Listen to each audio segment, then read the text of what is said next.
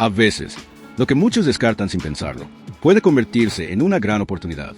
Esta cubierta de auto ya no sirve para la calle, pero en el jardín puede transformarse en algo súper útil y resistente.